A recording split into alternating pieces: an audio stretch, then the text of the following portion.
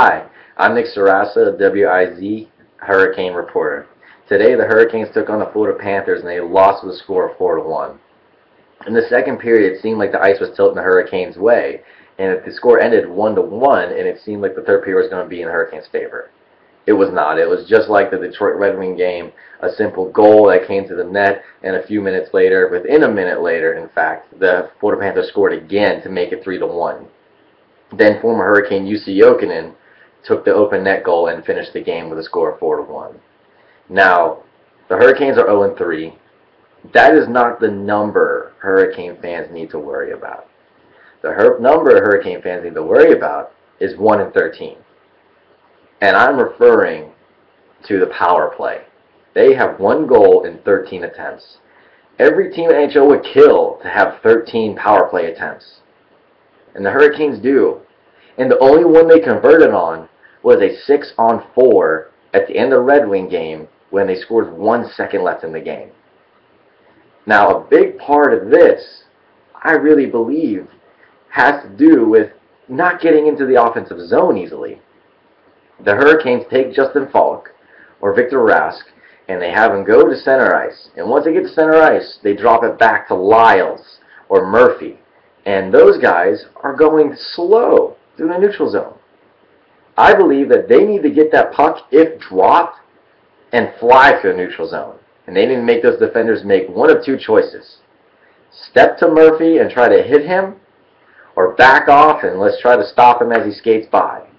If they step up and try to hit him, that's when Murphy dumps the puck in, and Murphy and Stahl, or Murphy and Versteeg, or Nesserschil, they go down and they fight for the puck in the corners.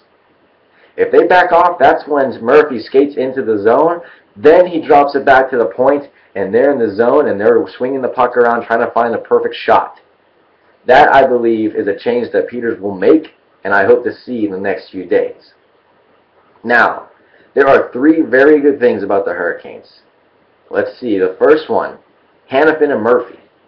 That is the Hurricanes' best defensive pairing. They are the only one of the three to be in the positives. Yes, they don't play as much as Falk, and they don't play probably against the best lines as Falk and Hainsey do.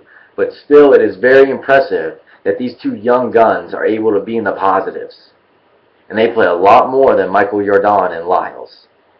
Now, the best part about these guys is they have good stick handling, and they can get out of their defensive zone easier than most, and their speed and quickness. If they make a mistake, they can recover faster than most defenders because of how fast they are. And that is a huge thing to have. And Hanifin does not play like he's 18 years old. And it is fun to watch him out there. Of course they make mistakes. Everybody in the NHL makes mistakes, especially when they're young. But they seem to limit their mistakes to nothing that can really come back and hurt them. The number two thing to look at is Elias Lindholm and Jeff Skinner. Those two played very well together at the end of the season last year. And Skinner has come out and started on the third line these last 3 games. Finally today in the third period, when they were down by 2 goals, Skinner and Lindholm played together. And it was fun to watch. They play so well because they're so skilled, they're so fast, and they know where to be, and their shot is fantastic. Now, when Skinner's on the third line, he is really unable to create the offense that he's capable of. Because if a defense looks at it and they see Skinner coming through and Nordstrom on the other side, they're going to put 2 on Skinner and knock him out because of his size. Now, if you were to put Skinner and Lindholm, they can't do that. Because if he slides to Lindholm, Lindholm's going to goal. Now, if you put Skinner and Lindholm together, and you put Rask and Jordan-Stahl together, I believe the top lines really should be Skinner, Lindholm, Eric Stahl, Versteeg, Jordan-Stahl, and Rask. I think that is a good mixture of youth and veterans. You got one righty on both lines, and you got skill, and you got power to drive to the net, and scoring ability on top 6 all the way around.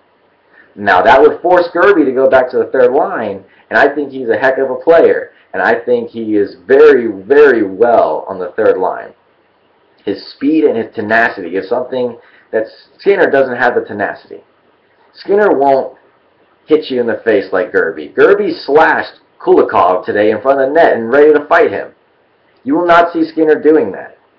You will not see Gerby hitting a 6'4" defender and knocking him off his feet. That's what Gerby can do, and Gerby can bring the energy that this team needs. And he will be able to create offense on the third line, which is another thing the team needs since their bottom 6 has 0 points in 3 games. Now, the third thing that we have to remember, and this is the most important one, 0-3, we can take a deep breath. The number 1 team in the division is the Rangers at 3-0. Number 2 and number 3 have 1 win. The team tied with us at 0-3 is the Pittsburgh Penguins with Sidney Crosby, Malkin, and Kessel. They are 0-3 as well. Now, no reason to panic. It's just the beginning of the season. 79 more games to go. They have to fine-tune a few things. They'll figure out the lines, and they'll get everything situated. They have a 7-game road trip ahead of them. If by the end of this road trip, and they are still losing after 10 games, then we can consider hitting the panic button. But it's not a drastic panic button. It's, okay, let's look at Brock McGinn, Sergei Cholchinsky, and Justin Shug down in the checkers. Possibly hearing trade offers for Eric and Cam Ward. Just because of these guys in the final year of their contract, and if they're losing this early, they may consider getting rid of them sooner than later. But please remember, do not panic this early in the season.